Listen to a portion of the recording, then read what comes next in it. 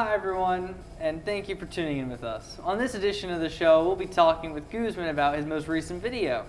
Thank you for joining us, Guzman. Thank you for having me, Chris. Alright, so, your new video. Mm-hmm. We're all wondering what your secret is in making great videos. Is it the lens? The camera? Is it some kind of Bill Murray kind of look you're going for? Or could it be all about the lighting? No, it's. I can tell you right now, it's not a secret. It's all about lighting. I believe that a great image doesn't need to be a product of a great lens or an expensive camera, but like the best lighting situation possible. All right. Well, let's take a look at how someone should begin with three-point lighting.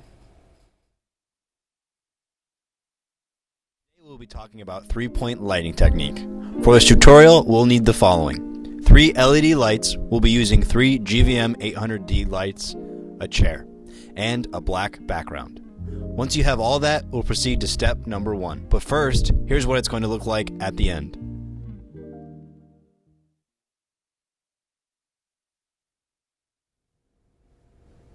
Well, that was really interesting.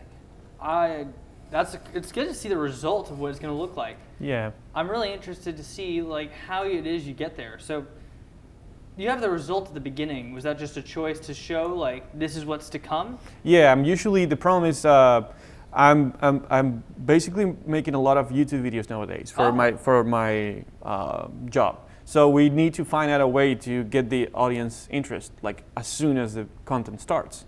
So since we're doing a lot of educational content, most of the time people are just in the video to find an answer. So I'm used to creating videos where the answer is in the first like couple seconds, and then if they're interested in how to make that, then they can watch the rest of the tutorial. All right, well, Yeah. Let's take a look at how three-point lighting can be used. Awesome. Key light. The key light, as the name suggests, shines directly upon the subject and serves as its principal illuminator. In outdoor daytime shots, the sun often serves as the key light. In this case, of course, we'll be placing one of the GVMs at a 45-degree angle. By placing it this way, we'll be illuminating 3/4 of the subject's face. This will look much better than, let's say, having a light right behind the camera. Step 2, the fill light. Once the key light is placed, the fill light will be positioned on the opposite side. This light will help lighten up the shadows created by the key light, thus taking away some of the moodiness that sharp and dark shadows give to the composition. We don't want the fill light to be brighter than our key light, so to avoid this, we can either bring the intensity down or we can move the light further away from our subject.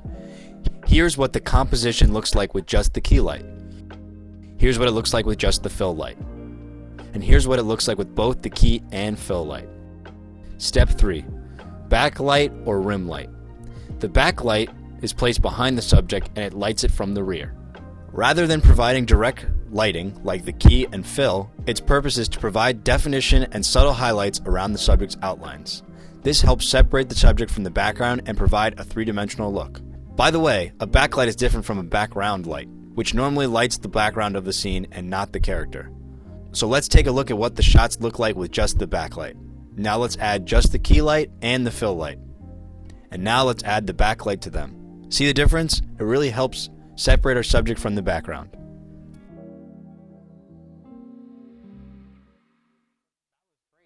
There really is a lot that goes into the creation of a well-lit scene, and it really adds to the effect of the scene, I think.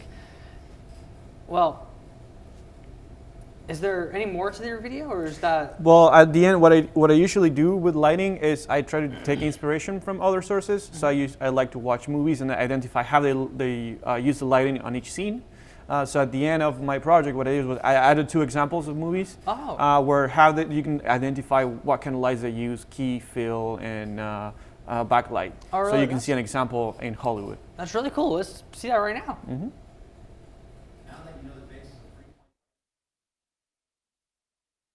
Movies, like in it's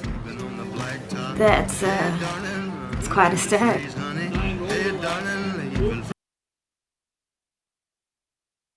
Also Fucking addicted, and then you just keep doing this again and again and again. Impressed, right? And those are just a few ways you can use the three-point lighting technique. Hope you can use this.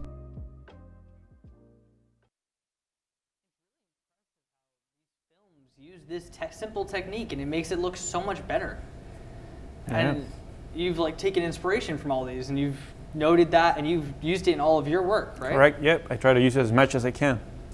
Do you think this holds like just as much importance as good audio or? Oh yes, 100%. I believe that depending on what you're filming, right? If you're filming a scene where you need the audio, or like an interview, obviously audio is going to be one of the most important things.